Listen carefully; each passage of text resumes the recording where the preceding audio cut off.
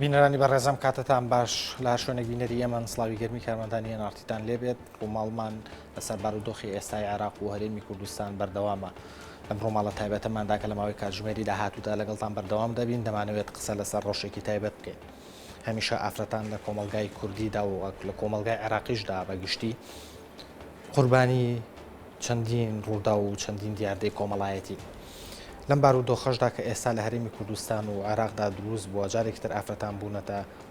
دوو جار قوربانی ڕووداوەکان، جارێک قوربانی شەڕ و پێکدادانەکان و جارێک قوربانی دیاردە کۆمەڵایەتیەکان و لە ئێستاشدا ئەوەی کە دەبیسترێت و لە چەندین میدیادا بڵاو دەکرێتەوە ئەوەیە کە چەکدارانی داعش دوای دەستگیرکردنی چەندین ئافرەت لە ناوچەی شەنگال مامەڵە بەم ئافرەتانەوە دەکەن. ئەمە جگەلەوەی کە پێشترش قسە لەسەر ئەوە دەکراکە لەگەڵ داگیرکردنی شاری مووسڵدا چەکدارانی داعش چەندین ئافرەتی مەسیحیان دەستگیر کردووە و مامەڵی کڕین و فرۆشتن بەم ئافرەتانەوە دەکەن. لە ئێستادا کە مرۆڤایەتی لەم سەردەمە پێشکەوتووی تەکنەلۆجیا و زانستەکاندا دەژی مامەڵەکردن بە مرۆڤەوە لەکوێدا جێی دەبێتەوە، بە تایبەتیش مامەڵەکردن بە ئافرەتەوە کە قوربانی چەندین دیاردەی کۆمەڵایەتیە لەم کۆمەلگایانەدا. مامەڵەکردن بە مرۆڤەوە لەکوێی ئاینی ئیسلامدا جێی دەبێتەوە. ئایا مامەڵەکردن بە ئافرەتانەوە لەلایەن چەکدارانی داعشەوە ئامانجلی چییە؟ تێکدانی زیاتری دۆخی کۆمەڵایەتی ئەم کۆمەلگایانەیە یان ئەمە بنەمایەکی پتەوی بیرکردنەوەی ئەو هێزە چەکدارەیە؟ بۆ قسەکردن لەسەر ئەم بابەتەش میوانداری هەرێکە لە بەڕێزان ناسک تۆفیق ئەندامی سەرکردایەتی یەکگرتووی ئیسلامی کوردستان و ئەندامی خولی پێشووی پەرلەمانی کوردستانمان کردووە و هەڵەگە بەڕێز بەهار مونزیر بەڕێوەبەری ڕێکخراوی PDO بە خێراتنیار دوولاتانەکەم. ناسخانەمە لە جەنابتەوە دەست پێ بکەم مامەڵەکردن بە مرۆڤەوە لە ئێستاە لەکوێی ئاینەکان جێ بێتەوە بە تایبەتیش ئاینی ئیسلام. بسم الله الرحمن الرحیم. سەرەتا من حەزەکەم لەوە دەست پێ بکەین کە بەڕاستی ئاینی ئیسلام و سەرجەم ئاینەکانی پێش ئاینی ئیسلامیش هەمووی من پێم وایە بۆ ئینسان هاتووەکەواتە مرۆڤ سەنتەرەتیە، یعنی هەموو دروستکراوەکانی سەر بە ئەرز و ئاسمان و هەموو شتانی کە لە سەرێکی خۆی گەورە بۆی دروست کردو بچێتە خزمەتی ئینسان. حتا هەندێک جار هەندێک تەتەڕوفێ ئینسانێکە خۆی کاتە خزمەتکاری جاری وایە خۆی خزمەتکاری کۆمەڵێ شت لە ناوماڵە ئەوەش دین لەگەڵیانە بێ دوجار شتەکان هەمووی لە خزمەتی تۆیا بێ چکە سنتەری احتیمامدان گرنگیدانی چه ئاینەکان و بە تایبەتی ئاینی ئیسلام کە ئێمە ئێستا ئاخر ئەدیانە با بڵین یا زۆرینەی ئەم کوردستانە شوێن ئاینی ئیسلام کەوتووە سنتەری گرنگیدانی ئاینی ئیسلام مرۆڤە بەگشتی کە ئەڵێ مرۆڤە بەگشتی تر یعنی ئافرەت و مناڵ و پیا بە پیاوی بە تەمەن و بە گەنج و بەلاوە ئەوەی ترکە کۆمەڵی خەڵک یا کۆمەڵی چەکدار یا کۆمەڵێ یا حیزبێ یا لایەنێ یەک بۆ مەبەستێکی خۆی بۆ دەسەڵات پێکەوەنانی دەسەڵات بێ بۆ تێرکردنی غەریزەیەکی خۆی بێ هەموو دقەکانە خاتە خزمەتی تێگەیشتن و تەحلیلات و ئیجتیهاداتی خۆی بۆی بە جۆرێک بێ کە لە خزمەت غەریزە و تێرکردنی ئارەزوەکانی خۆی بێ ئەیتر ئایا ئارەزویکی سێکسی بێ یاخود ئارەزوی دەسەڵات و پلە و پۆست بێ ئەتوانێت با بڵین ئەوکو ئینسان ئەوە ئەکا بەڵام لە دینا بە هیچ جۆرێ جێگەی نابێتەوە. ئێمە خاڵێک زۆر گرنگە ئەوەیە لە بیرمان نەچێ ئەبێت دەقە ئەسڵیەکانی شریعەت جیا بکەینەوە لە ڕاوەکردن و تەحلیل و ئیجتیهادی خەڵکەکان ئەبێ ئەسڵی شریعەت جاکەینەوە لە تاریخ و مێژوو یعنی کەین قسە لەسەر شریعەتەکەین شریعەت و خۆی وەجارێکی تر دای بەزیینەوە بۆ ئەم عەسڕە و بۆ ئەم زەمانە و کاتێکەیەکە تەحلیلی خۆیەکە و ئیجتیهادی خۆیەکە بۆ دقێک بە پێی حەز و ئیجتیهاداتی خۆی بۆ تێرکردنی غەریزەیەکی خۆی هەموو ئینسانەکان لەناوە باوژنیش جاری وایە خاتە خزمەتی حەز و ئارەزوەکانی خۆی ئەبێ ئەوانە جاکەینەوە هیچ ئەوانە هیچ بنەمایەکی ئیسلام و ئاینی لەسەر یعنی تاکە پاساوێک کە بەدەستیانەوەیە ئەو دەقە شەرعیانەیە ئەی چۆن لەگەڵ ئەمەیە مامەڵە بکەین لەبەرەوەی ئەزانێ خەڵک بەعام زۆرینەی با بڵین هەتا مەسیحیش ئینسان بە تەبیعەتی خۆی کە شوێن ئاین کەوت مامەڵەیە لەگەڵ غەیبە مامەڵە لەگەڵ غەیبە یعنی قەشت ئەبڕێ لە ئەرز یعنی زۆرتر ئینسان زوو تێ ئەکەوێ با بڵین لەبەرەوەیەت ئەو دقە ئاینیە بەکارێنێ بۆ حەزەکەی خۆی بەڵام ئەوە ئەرکی ئێمە ئەرکی کەناڵەکانی ڕاگەیاندنە ئەرکی حیزبولایەنەکانە چ لایەنە عیلمانیەکانە کە بزانن چۆن دەرفەتە ڕەخسیانن چۆن باسی ئاینەکەن بۆی جەوێ نەڕەخسیانن کە خەڵک تیا فێری تند و تیژی بێت چکە عادەتەن زۆربەی تند و تیژیەکان ڕەتفعلن دروستە بن هەمووینە زۆربەی تند و تیژیەکان ڕەتفعل دروستەکە بۆیە ئەرکی ئێمەیە ڕوونیکەینەوە کە ئەمدا بە هیچ جۆری ئیسلام ڕێگە بەم زوڵم مستەمەنادا هیچ دقێکی نێودەوڵەتی ئینسانی ئاینی ڕێگە بەوە نادا تۆ ئارامی شوێنێک تێک بێ خۆی ئەسڵەن ئاین بۆ مەسلحەتی بەشەریەت هاتووە بۆی مەسلحەتت بپارێزێ عرض و مال و نسل و عقلت بپارێزێ نەبێ بۆ ئەوی زەربە لەمانە بە ئەوەی ڕوئەدا ئەمڕۆ لە کوردستانەوە ئەوەی داعش ئەیکا بەرامبەر بە موسڵ و بە شنگال و بە برایزیدیەکان و بە مەسیحەکان و دواتر لە کەرکووک و لە جەلۆلا هەرچی ئەمانەی ئەکرێ هیچی لەگەڵ بنەمای ئیسلاما ناگونجێ ئێمە خەڵکێکی کوردستانی دانیشتوین مسالم ئەو دێت شەڕ لەگەڵ ئێمە ئەکاین ئێمە شەڕمان شەڕکرد نەبووین حتا بچینە ژێر قەواعیدی شەڕیشەوە ینی شەڕکرد نەبووین لەبەرەوە هەر ئەسڵەن شەڕەکەی ئەوان لەگەڵ ئێمە زوڵمە چ جای ئەو مامەڵە نائینسانی و نامرۆڤی و نائینیانەی کە ئەوانێکە لەگەڵ ئینسانەکانە بارخان زانیاری ئێوە لەسەر ئەو هەواڵانی کە لە بەشێک لە میدیاکان بڵاوە بێتەوە سەبارەت بە مامەڵەکردن بە ئافرەتانی ئەو ناوچەیەوە چییە؟ بەڵێ دیارە ئەوەی کە بڵێن هێزێکی تاریک بین یان هێزێکی ترۆریست هاتووە ئەو شنانەی گرتو ئەو شارانەی کوردستانی گرتووە هەروەها بڵێن لە مووسڵەوە کە دەستی پێکرد هەر ئەو کات سەرەتایەک بوو بۆ لە دەستدانی ئەو ئازادیانەی کە ژنان لەو ناوچانە هەیەە بە تەکیدی هەر ئەو کات دەست بەوە کرا کە نیکاح دەستی پێکرد ئەوە بکە لە میدیاکانی جیهانی شەوە باز لەوە کرا کە ئەمە لەگەڵ مناڵانی کچدا ئەم هێزە هاتوون کچانی مناڵی 9 ساڵ و 10 ساڵ و ئەمانە لە خۆیان مارە دەکەن هەرچەندە زۆر جار میدیاکان هەواڵی جیاواز بڵاو دەکەنەوە بەڵام هیچ ناتوانیت بە تەواوەتی لەوە دڵنیانە بی کە هێزێکی ئەوەنە دژە ئینسان ئەوەنە دژە ژن ئەوەنە دژە مناڵ بتوانێت بەڵانسێک ڕاگرێت و بتوانێت مرۆڤ دۆست بێت دوو هاوکێشەکە زۆر پێچەوانەی یەک دەرەچێ بەڵام من لێرە ئەوە بڵێم هیچ کاتێک هێزی بڵێن بۆ نمونە لە هەر وڵاتێکە ئاین زۆر زاڵ بوو بێت مافەکانی ژنان و ئازادیەکانی ژنان چۆتە دواوە زۆر نمونەی لەو نمونانە هەیە لەبەرەوە ئەتوانین بڵێن ماف و ئازادیەکانی ژنان ڕەبتە بە مەدەنیەتی کۆمەلگاوە و هەروەها ڕەبتە بەوەی کە چەندێک بزوتنەوەی ژنان لە وڵاتێکە ئەچێتە پێشەوە ئەوەی کە ئێستا ڕوودەدات ئەوانەشی کە هەبوو لە دەست درا لەو شەنانەیە بۆ نمونە لە مووسڵ باز لەوە دەکرێت کە دوێنێ من لە کۆنفرانسەکە باز لەوە دەکرێت لەوان باسییان لەوە دەکردوان پژڕاز دەکردەوە کە مەسلەی خەتەنەی کچانیان هێناوەتەوە ناو شاری مووسڵ و شوێنی تایبەتیان بۆ کردوونەتەوە کە ڕێکخراوی وادی ئەڵمانی ئەمە پژڕاست دەکاتەوە بە بۆنەوەی کە ئەوان راپۆرتێکیان بینیوە کە راپۆرتێکێک تەکی دەکاتەوە لەوەی کە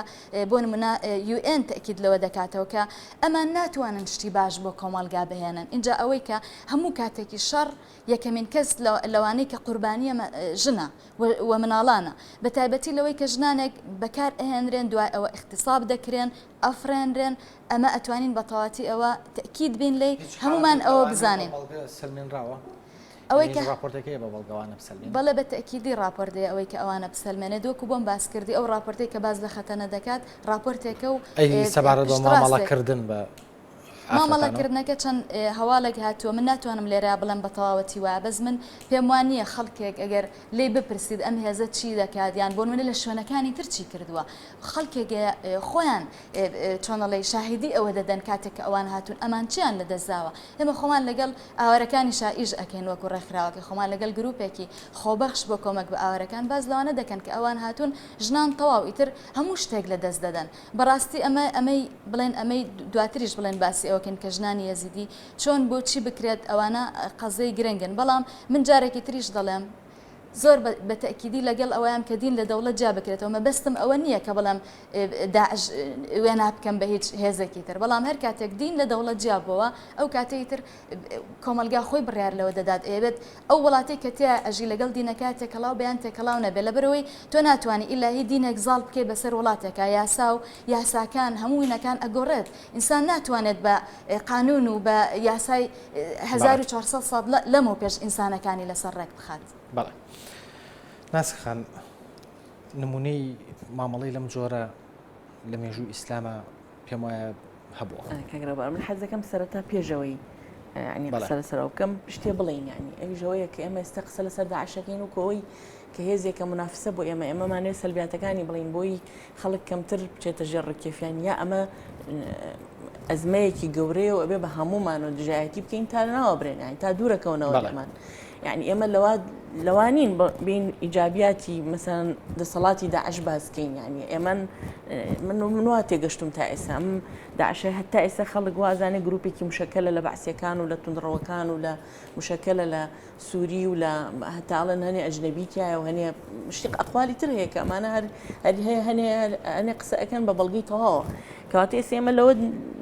حەز ناکەم نقاش لەوە بکەین ئایا ژن لە ژێر دەسەڵاتی داعشە ئازادە بێ یان ناجارە ئێمە ئەسڵەن لەگەڵ ئەوان داعش بمێنێ ینی ئایا ئێمە هەر باسەکە لە تەنها باسی ژنیە تا ئەم باسی سیاسەتەکانی ئەو بکەین. خاڵێکی تر بەڕاستی حەزەکەم قسەی لەسەرکەم کە باز لە ئاین نەکرێ ئەڵین 1400 ساڵەوە پێش ئاینی ئیسلام مادەم ئاینێکە خاتەمی ئەدیانە من باز لە یەکێکم کە باوەڕی بە منطقی خوا بوونی خوا و غیبی هەبێ ئێمە کە باوەڕمان بەخوا هەیە و ئەڵین ئیسلام آخر الئەدیانە ئیسلام مادام آخر الئەدیانە وا هاتووە تا قیامەت بێ ئەبێ جۆرە مقاوماتێکی هەبێ بەرگەی تەغییراتی زەمن بکە بۆیە ئوسولی شریعەتی دین سەوابتی هەیە متەغییراتی هەیە سەوابتەکانی زۆر کەمن ئەوەی کە بۆ شریعەتدان ڕاوەکو دەستور کە ئینسان پێی بڕۆبڕا کۆمەڵە مەسائلی عەقیدی و عیبادەتین زائیدەن هەنێ بنەما بۆ بەڕێوەبردنی کۆمەڵگا مەسەن بۆ نمونە بەس لە دەوڵەت ناکا ئیلا ئەبێ پەرلەمانی بێ ئەبێ ویزاری بێ نەوەڵا ئەبێ وەکو خەلیفە بێ نەوەڵا وەکو بێ ئەو بەکری سدیق بێ نە ئەبێ وەکو ئەوی پێغەمبەر بێ عەلەیهی سەڵات وسەلام نە ئەبێ وەکو نە باسی ئەوە ناکات تەنها مەجموعەیە مەبە عەدالەت تەحقیقکە عەدالەت تەحقیقکە مامەڵەی ئەو هێزە بوو لەگەڵ ئافرەتان بڕیارەکان مەشورا بێ و ئەمانە بکە ئیتر ئەوی تری چۆن خەڵک ڕێکەکەوێ لەسەری ئێستا ئێمە لە سەر ڕێککەوتن و پەرلەمانی کوردستان هیچ عیبێکی هەیە ئەو نیە ئەمە و هێزێکی ئیسلامی تیا بووین و تیا شەرعەتمان پێداوە جا خۆگەر ئەمەی لە پەرلەمانە ئەکرێ و ئەمەی دەستورمان داڕشتووە لە عێراق پێچوانەی دین وایە ئەمە تیا نەبووین ئەزاین ئەمە ئەو شتەیە کە ئیتر ئێمە وەکو ئیسلامی من وەکو ژن تایە تەمەتوع ئەکەم بۆچی وەکو ژن تایە ئازادە بم لەبەرەوەی نەسێکی تایە هەموو ئەو سەوابتانەی کە دین لای سابتە پێچوانەی نییە چکە شریعەتی ئیسلامی داناوە کە پێچوانەی سەوابتی ئەدیان نەبێ دواییش هەموو ئەو مافە دیموکراسیانەی کە دراوە بە ژنیا بە ئینسان وەکو ئازادی لە چوارچێوەی هەموو با بڵێن بەڵگە و بەیاننامە و جاڕنامە جیهانیەکان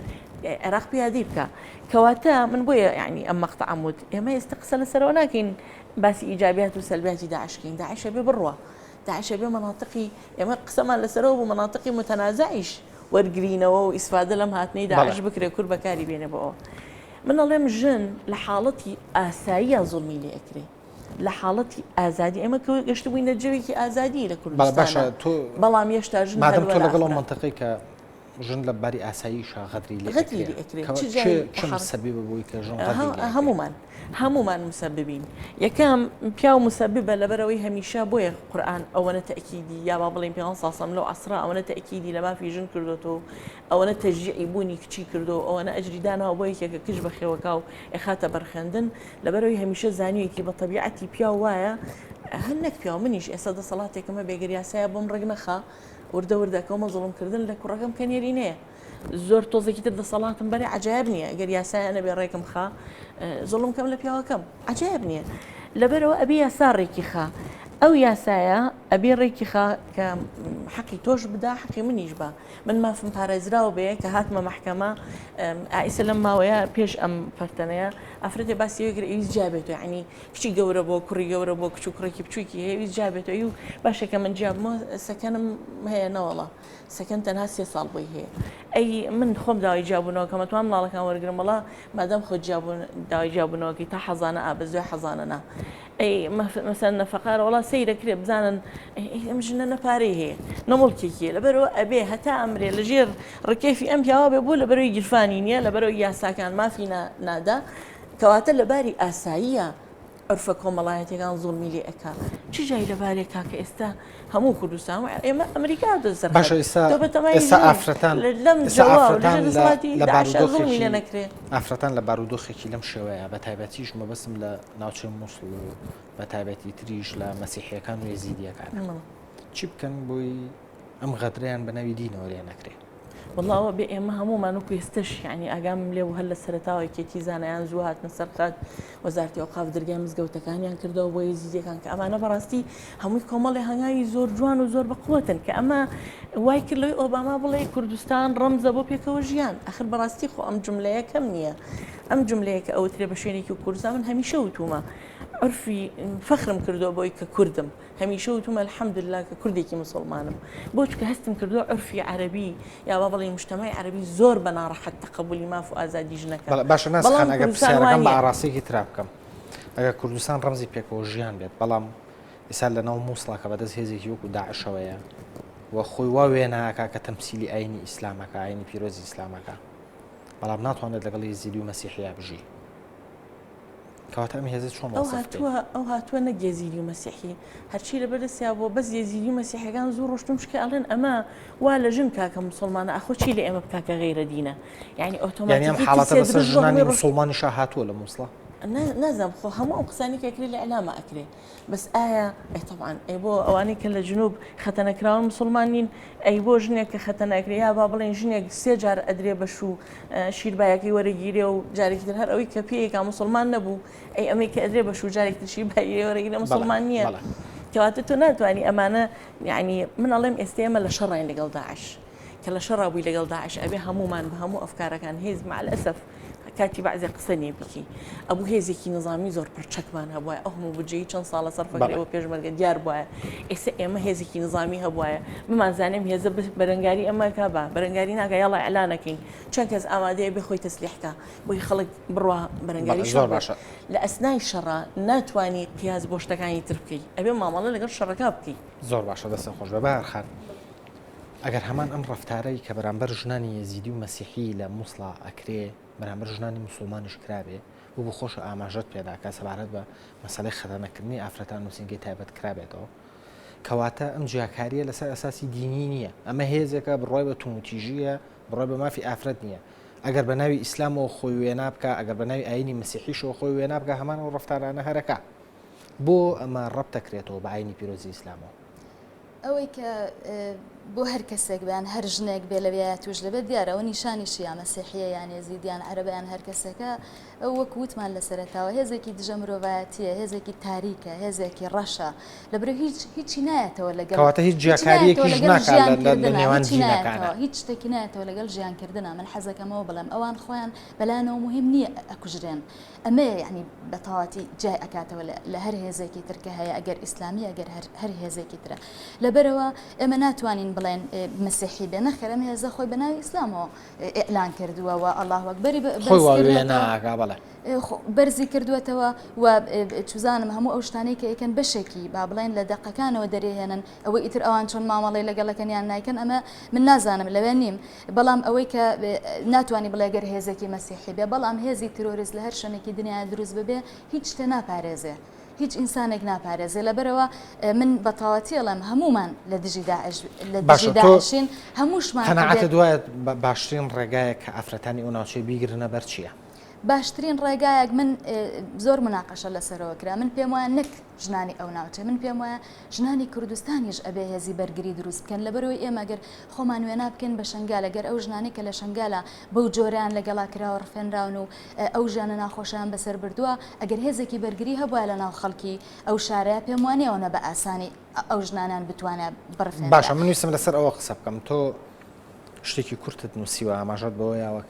داوای ئەواکە کە ژنان خۆیان تەسلیح بکەن و هێزی بەرگری دروست بێ باشە کە ئێمە هێزێکی پێشمەرگەمان هەبێ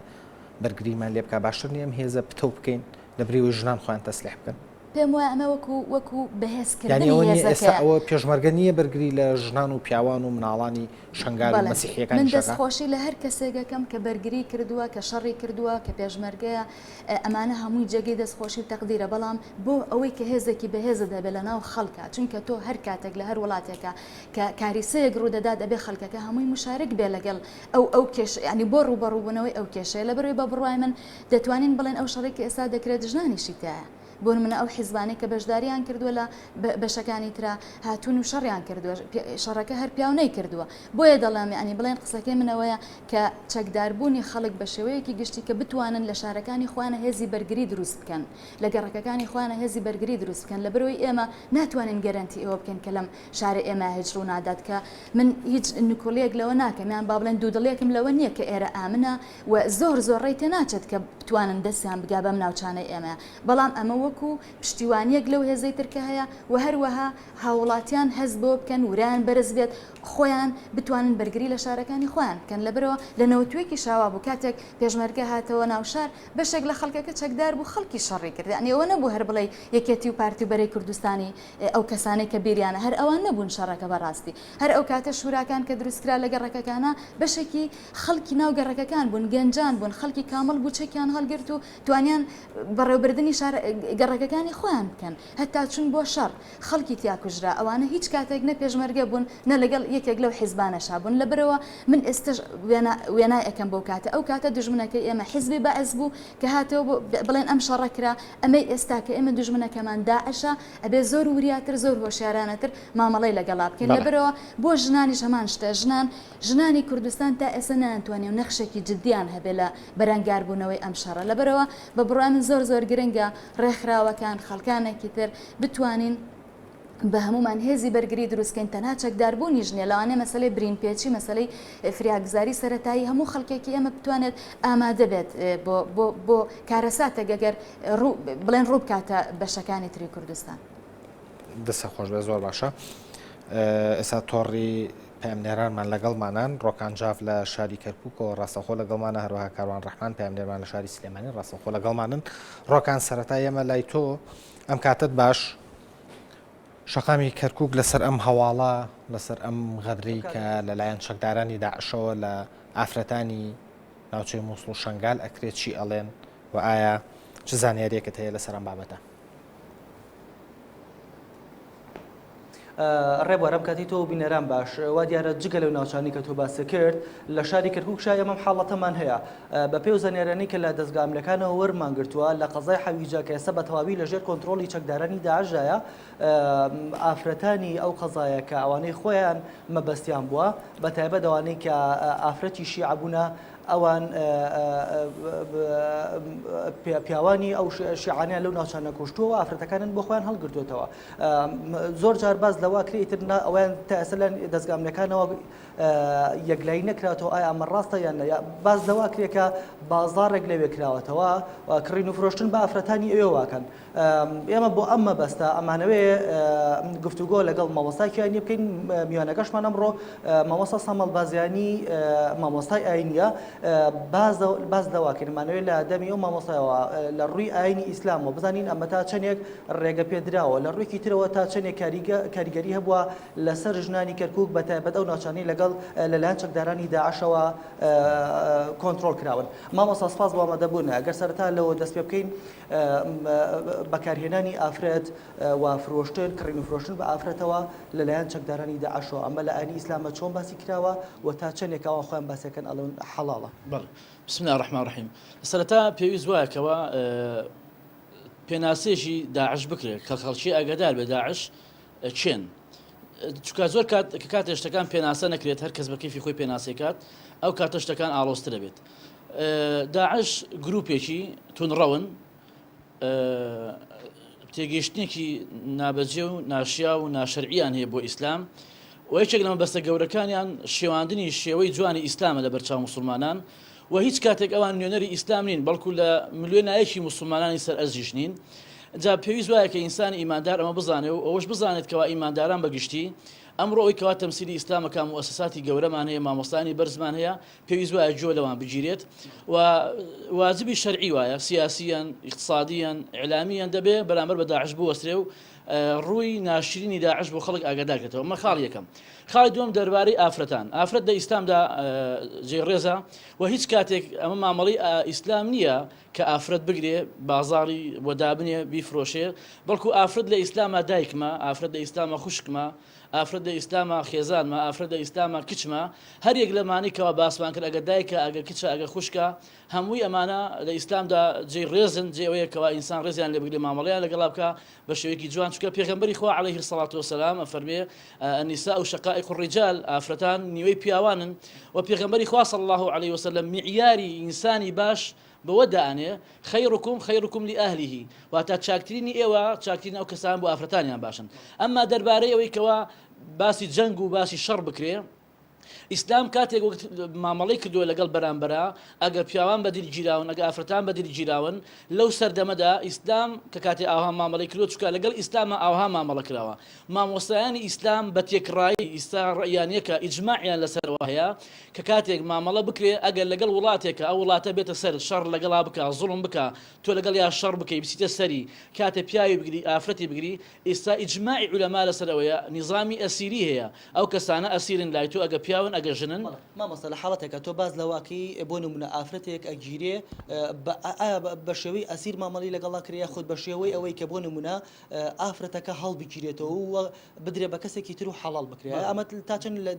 لە ئاینی ئیسلامە ڕێگەی پێدراوە باز کراوە وەکو باسم کرد مامۆستایانی ئەم سەردەما ئیجماعیان لەسەرەوە هەیە کە ئەمڕۆ کاتێ مامەڵە لەگەڵ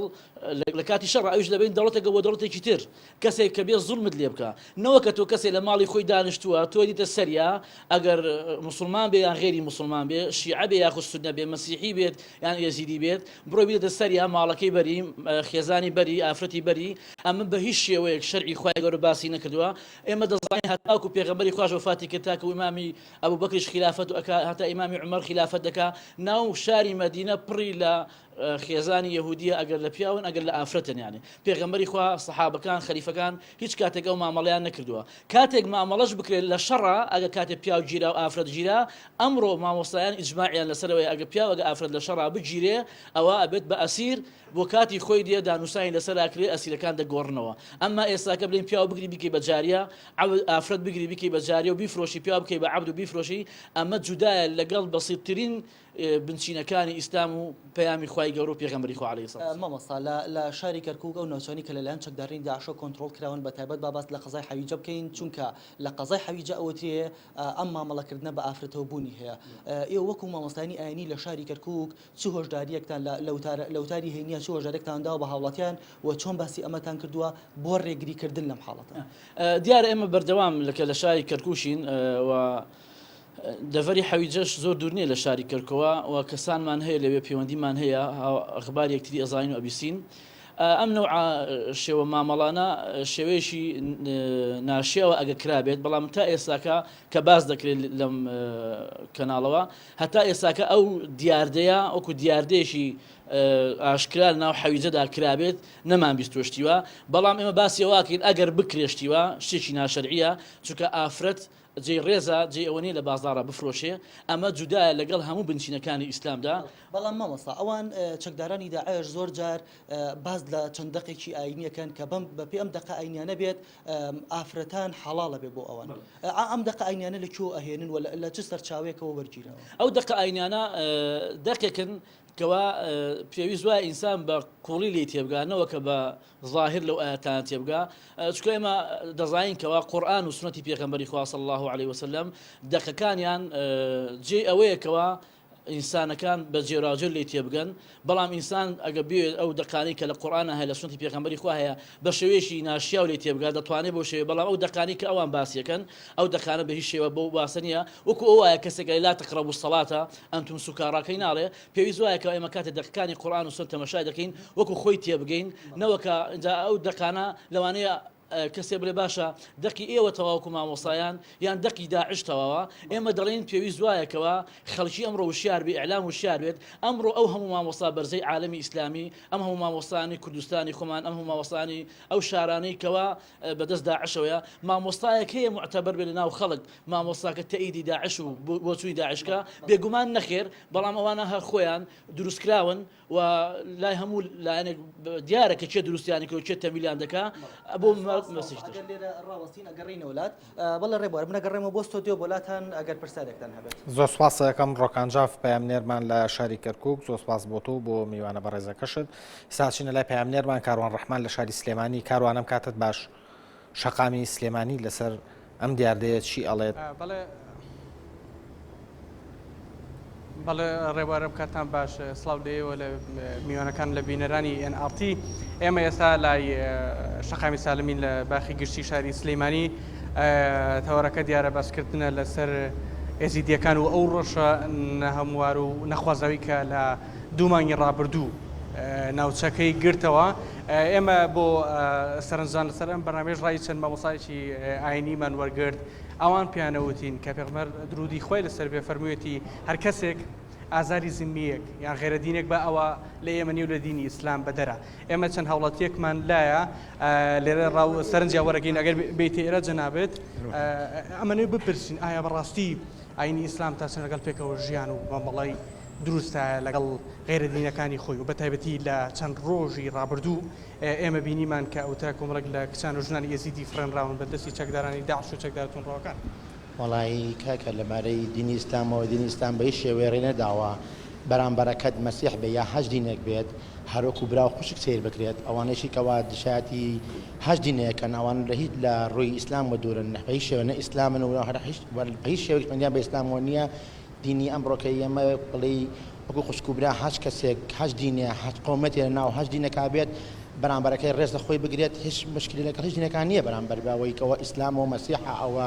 کریسیانە ئەوە هەش دینێک بێ من بەڕێی خۆم هەرچ کەسێک وەکو خوشکبرای خۆم سەی دەکەم هەش دینە بەرامبەرم بێت بەس ئەوانەی کەواریستەکەن ئەمڕۆکە بە ناوی داعش و هەستاون خاستە لە بڕن و دادا لە خەڵەکان ئەوانە تیۆریستێکی ڕاستەقینەی دژمنی هەموو عالمن هەموو عالمەکان هەموو پێ دوایە بۆ ئاکەن لە کاتێکا خۆ دەڵێ یەگەری کورد چەندی ساڵە پێکەوە ژیانی هەڵبژارتووە پێ دوایە مەبەستی ئەم چەکدارانە چی بێ ئەوە تەنها بەستێک دەرێکە و بەس تەنها ئەیەوێت بۆ نمونە دژاتی بخاتە بینی ئەوە من ڕقم لە تۆ بێت ڕقی لە من بێ ئەو ڕقی لەو بێ ئەو ناوتە تەنها تێکدانێکی باری ئاسایە یعنی باری کەسایەتیە باری ڕەفیقاتی تۆ بۆ نمونە من بسیحم تۆ بەسڵمانی من حەجی نەکەم تۆ وەجدی من تەنها ڕەفیقاتیە ناخۆ ئەوێت ئەو ڕقوبەراتە دروستکار لە بینی ئەو کەسانە نەشتێکە نییە ئەگە جەنابێ بیت ئێرە بۆ پێی خۆشت پێشمەرگە بووی وەک باست کرد بەڵێ زۆر باشە سپاس بۆ تۆ هاوڕێجان ئەبێ لە تۆ بپرسین تا چەنە دینی ئیسلام مامەڵی دروستەکە لەگەڵ غێرە دینەکانی خۆیەوە پێ دوای مەبەستی ئەم چەکدارانە چی لەوەی کە باس دەوا زێزیدی بێ مەسیح بێ ئێمە کوردین ئەبێ دیفاعیان یەکەین 200 300 ئافرەتیان لێ بردین ئەمە ئەمفارێکی دووەمە لە شەنگار کراوە خۆم لێوە بووم پەکەکەش ئیشی چاکی کردووە ئەی شەڕکەن مەیان لێرە تەلەڤیزۆن بەرزکەنەوە ئەمان ئێوە ناڵم دەوەرن کاکە وەک پێشمەرگەی دێرین وەک پارتی ئەگەر پێشمەرگەنێ بۆیە کەرکووکیشە گیرە سپاس بۆ تۆ بەڵێ ڕێبوار ئێمە چەند میوانێکی تر هەبوو چەند هەوڵەتی تر بۆ ڕاوسەرنجیان وەربگرین من ئەگەڕێمەوە بۆ لای جەناب بۆ ستۆدیۆ بۆ زۆر سپاس بۆ هەردوو پامنێرمان ڕۆکانجااف لە شاری کەرکووک و کاروان ڕەحمان لە شاری سلێمانی و سپاس بۆ ئەو هاوڵاتیان و بۆ میوانە بەڕێزەکانیش کە لەگەڵ تانابوو نەگەڕێمەوە بۆ لای میوانە بەڕێزەکانم لە ستۆدیۆ ناسخان زۆربەی خەڵکیش لەگەڵ ئەوەیان نییە زۆربیان ئەمە بە غەدرێکی گەورە ئەزانن لەگەڵ ئەویان نین کە ئاینی ئیسلام لەگەڵەوە بێ مامەڵە بە ئافرەتەوە بکرێ هیچ دقێکی دینی هەیە کە ئەمە ڕەت بکاتەوە ئەمە بە حرام بزانێ هیچ دقێکی دینیمان نییە ئیشارەت با بەوەی کە لە شەڕیشە ئەو مامەڵەی ئەوانێکیان بکرێ لە شەڕیشە لە حاڵەتێکە کە هەردوو تەرەف شەڕکەن نەک حاڵەتێ شوێنێک مسالم دانیشت بێ لایەنێ بێتە عەدا بکاتە سەری ئێستا ئەم معتەدیە بۆ سەر مووسڵ بێ بۆ سەر ئێمەی کوردستان بێ یعنی لەم حاڵەتە ئێمە وەکو کورد یا ئەو خەڵکی کە لە مووسڵ دانیشتوە یا شنگال دانیشتوە مسالم دانیشتووە ئەو هاتوۆتە سەری کەواتە جارێ زاڵمە دووەم شەڕکەرە ینی پێشەی بێتە سەرەوەی چۆن مادام زاڵمە و شەڕکەرە کەواتە هەموو شتێکی لێ دەزیێ دزیەکە ماڵە سووتێنێ ژن ئەفرۆشێ مناڵ سەرە بڕێپیا ئەوە ئەکاکە ئیکا چکە گرروپێکی تونندڕەوە هاتووە شەڕەکە لەم ماوەیە فلیمێکی مسرە بوو عادلیمان باسی مەسیحەکان و ئیسلامیەکانی ناو مسرێ کرد وێنایەکی زۆر جوانی کرد کە چۆن ئەم مەسیحەیە چۆن باسەکە و دوایی کە تونندڕە و دەرەچێت چۆن تونندڕە و دەرەچێت وەکو مەسیحی ئەمیش وەکو ئیسلامی چۆن تونندڕە دەشێت بەڵام لە ئەسڵا سەماحەتی ئەدیان چۆن ئەم خەڵکە پێکەوە ئەژیێنێ کەواتە حەز و فکر و ئەتوان بڵێم هەنێک کەس نەخۆشە تۆ تەسەوەرەکەی ئینسانی تەبیعی بێ لە حاڵەتی شەڕیشە تووڕەبوونیشە بتوانێت زەلامێ سەر بڕێ تۆ تەسەوەرەکەی ئەمە نەخۆش نەبێ ئەمە هەموو دنیا ئەتوانێت دەست بخاتە سەری بڵێ ئەمانە نەخۆشن لە حاڵەتێکی تەبیعیە گەورە نەبوون لە بیئەیەکی صحیحات تەندروستە گەورە نەبوون ئەفکارێکی باش نەچۆتە مێشکیان بۆیە وان لە کاتی شەڕیشە ئەگەنە ئەوە ناخۆی مەفروضە ئینسانی سەوی ئینسانی ڕێک حتى ئەگەر زوڵمی لێکرا شەڕی کرد وەکو ئینسان شەڕەکە زوڵم ناکە لە ئەسیر و لە کەسی مسالمی بێدەست و بێدە پێغەمبەر ساسەم لە کاتێکە جەبهەی کافر کە ئەعلانی کوفری کردو نەک ئەعلانی کوفر و مسالم دانیشێ شەڕی پێفرۆشتون پێشەی بچنە بەرەکانی جەنگ و توێتی دار نابڕن دیوار ناڕوخێنن عزیزێکی مناڵڵایەن دەستکاری ژن ناکەن پیاە مسالم بێ و چەکی لێنەوێ دەستکاری ناکرێ نزیک نابنەوە لی خانوو ناڕوخێنن یعنی ئەنواوەشکال تەوجیهاتی ئەوە بۆچی بۆ کاتێک کە ئیتر ئەمە لەکوێ جێگەی بێتەوە چۆن ئێمە چی مناقەشەی چی بکەم ئەم داعشە هاتووە شەڕمان پێ ئیگەڕێ ئەوە نی ئێمە شەڕمان کردبێ لەگەڵی تا بیخینە ضمنی قەواعیدی حرب بڵین وڵا ئەسیری هەیە و هەر خۆی زاڵمە هاتۆ شەڕمان پێ اینجا شتێکی تر هەیە من حەزەکەم باسیکەم ئەیژەوەیە کە یعنی هەمیشە پیاوانی ئاینی یا با بڵین پیاو کە باز لە ئاین ئیسلامەکە و باز لە ژنەکە ئەڵی ئەوان شتە دەن بە ئێمە بۆ چکە هەمیشە زۆرینەی زۆری نووسەرەکان زۆرینەی زۆریوانی فتویان ناوە شتیادیان کردو فقیان نووسێ زۆرترینیان پیاو بوون زۆر ئەگینە ئەمە دین ئەمە ئیسلامە ما فەدا بە من وکو مرۆڤ یعنی من پێشەوەی ژنی فلان بم خوشکی فلان بم خۆم ئینسانم یعنی وکو ئینسانە بێ مافم پارێزرێ نە لەبەرەوەی مەسەن کە پیاوی قسەگەڵێ ژن خوشکمە ژن دایکمە ژن بەس پێش ئەمانی ئەمە بێ ژن ئینسانە ئەبێ وکو ئینسان مامەڵی لەگەڵ بەس لەبەر ئەوەی هەمیشە پلە دوو سیر کراوە هەمیشە لە کاتە ئاسایەکانی شامافی خوراوە نە لە کاتی شەڕ دەستە خۆش بەهارخان زۆربەی کۆمەڵگای ئێمە لەگە پێکەوە ژیانە لەگە تەسامحایە کەواتە و قسەی ڕاست نییە کە هێزێکی وەکو داعش وە کاتە شوێنێکی وەکو مۆسەڵ لەبەرەوەی ئەمانە پەروەردەی ئەو بیئەیە نین بۆیە تەسامحیان لەلانیە بۆیە ناتوانن پێکەوە ژیان دروست بکەن تەسامح و پێکەوە ژیان بۆ خەڵکانی ئاساییە بۆ ڕەوتێکی ئاساییە بۆ ڕەوتێکە کە ژیان دۆستەوە کوتم لەبەرەوە ئەوان پێم وانێ بتوانن شتێکی وە ئەوان هیچ شتێکی قسەکەی من لەسەر ئەوەیە کە زۆربەی کۆمەڵگای ئێمە لەگە پێکەوە ژیانایە بەڵام کە ئەوان ناتوانن ڕۆحەتی پێکەوە ژیان دروست بکەن کەواتە ئەمانە پەروەردەین بیئێنین نامۆن بەم کەشەی کە لەم کۆمەڵگایە هەیە بەتەکیدی بەڵام ئێمە ناتوانین کۆلی لەوە بکەین لە عێراقا لە 2023ەوە ئەو هەموو تەقینەوە و تیرۆر و هەموو ئەمانە ئەتوانین بڵێن جێگەیەکی باش بە بۆی کە ئەوانی تا پەروەردە بن تۆ لە وڵاتێکی ئارامە نەبوو لەوانەشە تۆ ڕۆژێک بێت لە وڵاتێکی زۆر ئارامە ئینێکی وا گروپێکی وا دروست ببێ بەڵام خۆ داعش هەمووی عەرەب نییە هەمووی کورد نییە هەمووی خەڵکی جیاوازی تایە ینی بڵێن پێک هاتەکەی شەهیدێکیان هی بەلجیکا وەکو خۆیان ئەڵێن بە شەهید ناوێن خەڵکی بەلجیکا باوکی بینی کردووە کۆمنتیاوە لە سەرۆکە کوڕەکەی چۆن پەیوەندی بەمانەوە کردووە لەبەرەوە ئێمە ئەتوانین بڵێن کە ئەم هێزە تەنها هی ئەوە نێ بڵێ هی عەرەبە هی کوردیان هی شوێنێکی تایبەتە پێکاتێکی زۆر جیاوازە خەڵکی زۆر جیاوازی تایە ئەگەر بتوانم لەسەر بە ئەوەی کە تۆ باز لەوە کێڵێ موسەبیبی توندوتیژی چێ دیارە من ڕاستەکەی زیاتر بۆ هاتم کە بۆ نمونە پێشنیار بۆ مثلەن بۆ ڕزگارکردنی ئەو ژنە زیدیانە چی بێ بەڵێ بەزەوەی کە موسەبیبی بڵێن توندوتیژەکان کە بەرامبەر ژن هەیە تەنها مەسەلەن پیاو نییە وەک پیاو سیستمی پیاو سالاریە من ناتوانم یاساک کە من بە نیو پیاو حسابەکات بتوانم بڵێم ئەم شریعەتێکی باشە بۆ من ئەوەی کە بڵێن کچی مناڵ مارە بکرێت مەلاکانن کچی مناڵ مارە ئەەکەن یعنی ئەمە شتێک نییە بڵێن ئەمە بەس تەنها یەکسەر لە خۆ هاتووە ئێمە دەست و پەنجەمان نەرم کردو لەگەڵ ئەو کێشانەی کە ژنان لە هەرێمی کوردستانە هەیەە هەتا ئێستا مەسەلەی فرەژنی وەمانەمان تا ئێستا هەیە لە کوردستانە کە پلە دوی ژنان نیشان ئەداد ناتوانانی بڵێ یەکسەر ئەمە هیچ ڕەبتێکی بڵێن بە شەریعەی ئیسلامەوە نیە لەبەرەوە یاسایەک ئەتوانێت ژن و پیاو مامەڵەیەکی ڕاستەقینە و یەکسانی لەگەڵا بکات یاساک بێ مەدەنی بێ یاساک بێ لەگەڵ خواست و ئارەزۆکانی ئینسانە بێتەوە نەگەوەی بیکا بە پلە دوو هەتا ئێستش من پێتان بڵم 2 هەفتە لەمە پێش حاکمێک بە شەریعەی ئیسلامی دوژنی بە شاهیدێک حساب کراوە کە ئێمە ئەمانەوێت بە دوکمنت شتەکانیمان دەستکەوێت تا کۆی کە بتوانین چین قسەی لەسەر چونکە لێرە ئەزین چۆنە لەبرەوە مۆڵک ئەوەی کە ئەو باز ئەم ناسخان باز دەوە کە ژنەکە لە من پارەم نییە لە قانونی ئیسلامە مۆڵک بەشێکی پیانی و بەشی هیژنە لەبەرەوە ئەمانە هەمووی ئەساسیاتی ئەوەیە کە ژن بێمافەکرێ ژن پلە دووەکرێت زۆر باشە ئەچینە شاری دوهۆک مامەسا مەلا حسێن کاواشیمان لەگەڵایە ڕاستەوخۆ مامەسا ئەم کاتت باش ئەمەوێ بۆ چوونی تۆ بزانم لەسەر ئەو دەنگۆیانەی کە هەیە دەربارەی مامەڵەکردن بە ژنان و ئافرەتانی مەسیحی و یەزیدیەکان لە شاری مووسڵ ئایا ئەو زانیاریانەی کە بە تۆ گەیشتووە تا چەند ئەم دەنگۆیانە ڕاستن بسم الله الرحمن الرحيم الحمد لله والصلاة والسلام على رسول الله وبعد شريعة خدي تعالى ده پیغمبر صلى الله عليه وسلم بجتن خيركم لأهله وأنا خيركم لأهلي شوهمية باشتر أوي بمالا خو باش بتن وأز شوهمية باشتر بمالا خو أبروك أف جنجت هني چه مسيحي بن چه ازدي بن چه بصرمان بن يسر بختي ما يتناف مالت مدى يتناف باجيرت مدى أمي حماية وان كين وقتی دەست درێژیەک بێتەکردێ سەرژینکەکە بۆ سڵمان یانیا ئێزدی یانیا مەسیحی ظلم و تعدایی هەروەچک و دەست درێژی سەرمالەکە ئێکشمە هاتیەکردێ چ فەرقی ناوبەینە بۆ سڵمانی و کافری آن نبو سرمانی چه ازدی بین چه مسیحی بین چه غیری وان دیانتا بتم مادام هاتنا سربخت ما هنگینا چه بتم هیچ شکل کی مروی بو سرمان آن حتی غیری بو سرمانی تعاملا سبایا اخسیرات گلوان مروا بکتن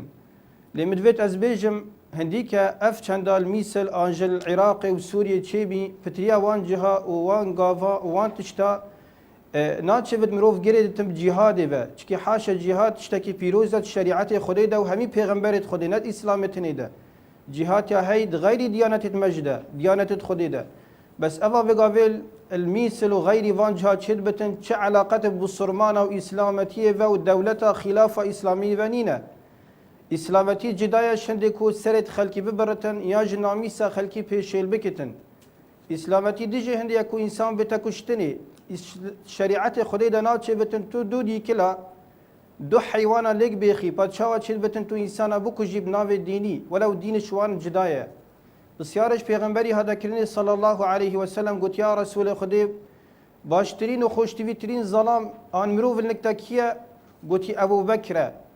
گوتی عایشه اولی جنکه گوت یا رسول خودی مبحثی جنکانی نه مبحثی ظلام انا گوتی باب ابو بکر رضی الله تعالی عنهما پیغمبری علیه الصلاة والسلام وصف جنكا عامة يكري كو جنك قواريرا قوارير يعني شيشانا كاتشوا اف شيشة هنا يا نازدارة يا نازكة يا طاقجة يا برزقة ها هوسا تشبيها جنكا هات يكرني تشبيها جنكنا هات يكرني كو حاشا جنك شيب قالك ظلام بكتن افا فيغا في المثل شيد بتن وكي هات يقويت من قوتي جنكك ايكي جنكك كيشا خدا مروفكي پشتی سیر روزا درکت او ظلامه حاشا سند کری یفلا و چوا چید بتن شریعت خودی تو جنکا کی کچا خو جنکا کال بندس هلاتا تبدیه مروفه کی کوف مروفه هری نبو سرمان بتن حتی مدویتم دیار کن روحن کن کوف جنکت هنی چه مسیحی بن آنجک یزدی بن چه بو سرمان بن یعنی غیری بو سرمانا بتن ید سر بخت ما و دولت ما لازم واجب سر ملك مهمية وسر ملت ما ودولتك وحماية فامرو فابكن پیغمبر خدي صلى الله عليه وسلم بيجتن من قتل معاهدا لم يرح رائحة الجنة أو كسي معاهدك بكو جتن هات كسر بخت بصرمان أو دولة إسلامي هنجي قلت أمرو بهنا كتاب بهنا بحشتي پیغمبر عليه الصلاة والسلام بيجتن من آذى ذميا فأنا خصمه يوم القيامة هر كسكي ذميكي معاهدكي كسكي بيشينة نبس كوجتن نامي ساوي بيشيل بكتن وإنما أزيته بكتن مالي بيسرو بركتن نامي ساوي بيسرو بركتن حتى غيبته بكتن قلت رجع قيامة أزد برامبر خدي تعالى ومحكمة رب العالمين خصمت قلبي مروفي كم برامبر مروفي أبيه ذمي پیغمبر خدي صلى الله عليه وسلم نشام أبو صرمان دتن وعالم همية دتن خدي تعالى وصف تويت كنت بيشتي وما أرسلناك إلا رحمة للعالمين يا محمد ما تنفرك ليت رحمتي بو دار وبرا وحيوانه وحتى مروفاج بصرمانه وغيري بصرمانه بيشتما من كان يؤمن بالله واليوم الآخر فلا يؤذي جاره أو كس إيمان بخدي تعالى وقيامته هبتن بلا أذيتها جيران خنكتن نا غيبتها بكتن نا ناميساي بكتن نا مالي بكتن نا تشتكي ناتشبت زرار بجهنتي بيجي شوا أفريكا بنابي ديني هندك هبن ولو دين شوانا ديرة كو بنابي ديني ناميسا خلقي حلال كانوا بفروشن إسلامتي دا أفتشتاي مفروضة جديا بەڵێ زۆر سوپاس بۆ مامۆستا مەلا حسێن کاواشی لە شاری دوهۆکەوە کە ڕاستەخۆ لەگەڵمانە بوو زۆر سوپاس دەکەین بۆ ئامادەبوونت بارخان ئەگەر قسە لەسەرەوە بکەین چی بکرێت ینی جارێ بەڵگەیەک نییە کە ئەم مەسەلەیە ڕووی داوە دەنگۆیەکە لە ناو ڕاگەاندنەکان بڵاو بۆتەوە هەندێک کەس لەو ناوچانەگە ڕاونەتەوە باز لەم حاڵەتە ئەکەن ئەگەر حاڵەتێکی وا هەبێت چی بکرێت ژنان چی بکەن دەسەڵات چی بکە هێزە سەربازی و ئەمنیەکان چی بکەن بۆی ڕێگری لەمە بکەن و خەڵکی ئەو ناوچەیە بپارێزن لەم حاڵەتە و ڕێگە نەدەن بە دیاردا ئەگەر لە ئێستاشە ئەمە کرابێ ڕێگە نەدەن کە بەردەوام بێت مامەڵەکردن بە ئافرەتان و هەڵبەت یەکەم شت ئەوەی کە زۆر گرنگە ئەو زانیاریە تا ئەوەی کە دڵنیابێن لی بە بڕای منەبێت لە کەناڵەکانی ڕاگەاندنەوە لەگەڵ یەزیدیەکانانی ئەوانی کە زانیاریان هەیە بۆ من ئەوانە خێزانیان هەیە کەسیان هەیە ئەبێ بدۆزرێتەوە بزانن ئەمە چەندێک بڵێن وەک ئەوە وایە کە ئێمە لی چەند کەسێک ئاماژیان بۆ داوە کە بەڵێ وایە بڵێ لێبراوە تەنانەت لە یەزیدیەکان خۆشان ئاماژیان بۆ داوە نمونەیەک بێنەوە من ئێستا هاتم باس لەوە کراوانێ بڵێن یەزیدوانە کەسێک گوتی من دوێنە لەگەڵ کەسێکی یەزیدیە بووم باسی لەوە کردووە کە هاوسەرەکەی براوە لەنا ئەو خەڵکانایەکەینە هەتا پێم وتم چۆنە دۆزرێتوتی بە هیچ جۆرێک ناتوانم من ئەوە بدۆزمەوە بەڵام من ئەڵێم ئەگەر بۆن منە بە هەمومان هەوڵی ئەو بین کە ئەو پشتڕاست بکرێتەوە کە ئەمانە بڵێن لە لای داعشن ئەوەی کە بڵێن مامەڵیان باشە پاشم پشتڕاستکردنەوەی یعنی چی بکرێت ئەوەی کە زۆر گرنگە بەڵێ ئەوەی کە زۆر گرنگە من پێم وایە ئەمە تەنها بە ڕێکخراوە لۆکەڵیەکانی وەکو ئێمە ناکرێت ئەبێ پەنابەرین بۆ ڕێکخراوە نێودەوڵەتیەکان بەشی UN Women هەیە ئەوەی کە بەشێکی تایبەتە بە مەسائلی مافەکانی ژنانەوە Women Rights Watch کە خۆیان لەسەر مەسائلی مرۆڤ ئیش ئەکەن Amnesty International هەیە ئەبێت فشارێکی زۆر بهێنرێت بۆ ئەو ڕێکخراوانە هەتا کۆی کە بتوانن کارێک بکەن UN مفاوەزاتێک بکات لە مۆزوعە چونکە بەڕاستی هێزێک نییە تۆ بتوانی هەروە بە ئاسانی بتوانیت بیان هێنیتەوە بۆ ئێرە ئەوەیە تێک لەو خاڵانەی کە UN بتوانێت مفاوەزەیەک لەگەڵ داعش بکات بە شکلێک کە بتوانن ئەو ژنانە بدۆزرێنەوە هەروەها ئەگەر ئەمە ژنە بوو ئەوان نەتوانن ئەمە بکەن کە بن بە بڕوای خۆم ئەبێت بکرێتە قەزەیەکی جیهانی پەرلەمانی ئەوروپای لێ بڵێن بەتەواتی کە دوای ئەوەی کە زانیارێکە پشتڕاستکراوە لێ ئاگادار بکرێتەوە پەرلەمانی وڵاتەکانی لێ ئاگادار بکرێتەوە تاکو بۆی کە دەنگۆیەکی جیهانی بتوانێت پشتیوانی لۆ بکات کە بەڕاستی ڕێکخراوەکان بیکەن ئەوەی کە بڵێن بتوانین ئەرکی حکومەتی ژێ کە پشتیوانی لەم کارە بکات بەڕاستی یعنی ئەوەی کە لە هەر وڵاتێکە هەشتێگە بێ دەبێ حکومەتی تیاابێ بەڵام ئەوەی کە نەکراوە تا ئێستا بێدەنگیشی لێکراوە تا ئێستا هیچ ئیشێکی لەسەر نەکراوە ئەبێت ڕێکخراوەکانی ژنان ڕێکخراوەکانی مافی مرۆڤ هەستن لۆکەلەکان خۆیان بەکەم نەزانن بتوانن مۆزوعەکە بجوڵێنن هەتا کۆی کە UN بەتەواتی بتوانێت کاری لەسەر بکە ئەمە یەکێک لە خاڵەکان یەکێکی تر بەر ئەو حیزبانەی کە بڵێن لە ناو شەڕەکەیان و باز لەوە دەکرێت کە دیلمان لایە بتوانین ئەمەش یەکێک بێ لەو ڕێگانە کە لەگەڵ دیلەکانە بگۆڕدرێنەوە یعنی ئەمە شتێکی مەحاڵ نییە بەڵام بە هاو ئاهەنگی لەگەڵ UN بە بڕوای من ئەبێت شوێنێکی نێودەوڵەتی تەڕەف بێ لە مۆزوعەکەیە لەبەرەوەی ئێمە ئەمەلمان زۆر کەمە بۆی کە کارێکی وا بکرێت ئەم ژنانە بگەڕاندرێتەوە لە کاتێکا کە هێزێکی تیرۆریستی دژەژن هەموو کاتێک هێزێکی وا بتوانێت بۆ نمونە اختصابی ژنان بکات نیکاحی بکات خەتەنەی بکات بە پلە دوو سەیرێکە ئەوەش لەوە هاتووە لەبەرەوە ئەبێت ئێمە بتوانین دەنگەکانمان یەک بخەین و هەروەها ئەوەی کە ڕێکخراوەکان بتوانین کارێک بکەین نامەکان بکەین بە زمانی جیاواز ئەوەی کە مێسە خۆمان پلانێکی وامان هەیە داوا لە هەر کەسێکی شەکەن لە وەکو هاوڵاتی بێ وەکو ڕێکخراوەکان بێ بتوانین فشارێک دروستکەنی ترەوەی کە تۆچیتە بەردەمی UN لەوێدانیشیت ئەوەی کە جۆری جیاوازەیە بۆ چالاکی کە تۆ بتوانی دەنگەکەی خۆت بکەنیتە ڕێکخراوە نێودەوڵەتەکان وەکو ڕێکخراوەکانی تریشکە ناوەمێنە بەڵێ زۆر باشە دەسە خۆش ناسخان بۆ پێی تۆ ئەندامی خۆی پێشوو پەرلەمان بوویت تا ئێستا ژنەی مافی ئافرەتان لە پەرلەمان لە هەستم کێشیانە هاتوۆتە دەنگ تەنان بەیان نامەیەکیش دەرنەکراوە ئەرکی ئەوان چییە ینی چیان پێ ئەکرێ ئەوان ئاگەگرەبار بە حکومێ من خۆم پەرلەمانتار بم خۆلی پێشوو هەمیشە یعنی ئیشمان زۆرە کرد بەس کەمتر خەڵک پێی ئەزانی بۆیە زۆر چاوم لەسەر پەرلەمانە بۆی بزانم بە فعلی ئیشەکەم بۆی کە قسەیان لەسەرەکەین بە ئینسافە قسەیان لەسەرکەین ئەوەنێ من ئاگادارم لیژنەکان سێ لیژنە خەریکن یەکێ لەو ئیشانەی کە ئێستا خەریکین و لە ئەلام ئاگام لێیانە بە دۆکۆمنتکردنی هەموو ئەو زۆڵم مستەمانەی کە لە ژنم ناڵ کراوە بۆ ئەوی کە ئەمانە بە دۆکۆمنت دەکرێ بۆ پشتگیریکردنیکی نێودەوڵەتی بۆ خۆمان زۆر گرنگە ئەمە ڕاستە تۆ بە هەم ئەتوانی کەسەکە ئینقاسکەی هەدەفی یەکەمت ئینقاسکردنی کەسەکانە هەدەفی دووهەمیش کە گرنگێکی خۆی هەیە پیاکردنی ڕای نێودەوڵەتی و پشتگیری نێودەوڵەتیە بۆ کەیسەکە لەبەرەوە من ئاگام لەم بەشەی هەیە ئەمە یەک دوو ئاگام لە پەرلەمانتارەکانی خۆمانە لە ڕێ ڕێکخراوە شتەوە خەریکی کۆکردنەوەی ئازوقە و نانن هەم بۆ پێشمەرگەکان هەم بۆ ئاوارەکان منەڵێم ئەگەر بکرێ ئێستا مەسەن بەهارخان باسی لەوە کرد کە یعنی ژنان هێز دروستکەن منەڵێم ئەگەر ئێستا بەسیترین شت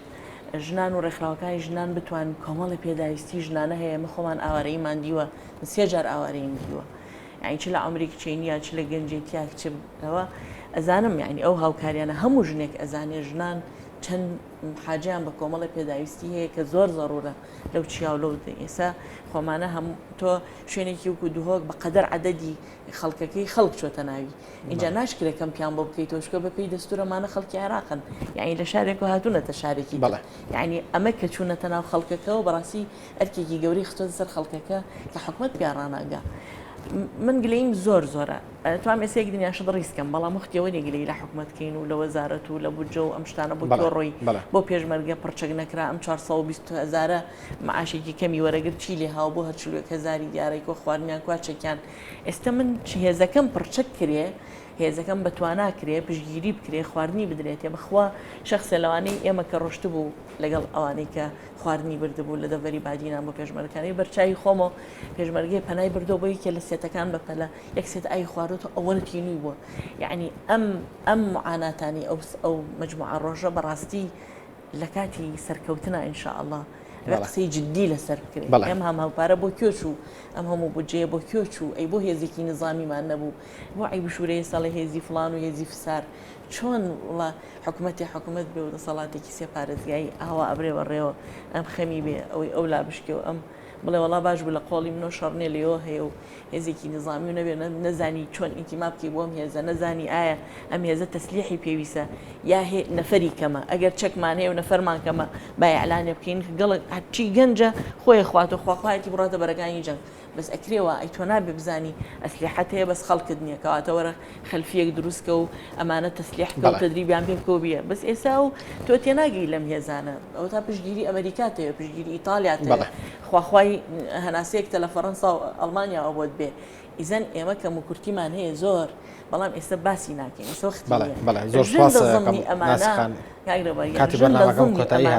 بەهرخانی ژێڵە دیسان ئێڵەمە لە کاتی ئاساییە زۆڵمی لێکرێ لە کاتی شەڕە ئەبێ جار هێن شەڕەکە لابین وڵاتەکە ئازادکەین اینجا دوای قسە لەسەرەوە بکەین ئەم ژنە چەند ماوەرەگرێت زۆر سوپاس بۆ هەردوو میوانە بەڕێزەکەم ناسک تۆفیق ئەندامی سەرکردایەتی یەکگرتووی ئیسلامی کوردستان و ئەندامی خولی پێشووی پەرلەمانی کوردستان و هەروەها خات و بەهار منزیر بەڕێوەبەری ڕێکخراوی پیدیۆ زۆر سوپاس بۆ ئامادەبوونتان خۆشەویستان سوپاس بۆ ئێوەی عەزیز کە تا ئێستا بینەرمان بوون تا بێگەشتنەوەمان هەموو لاکتان لە خۆشیان.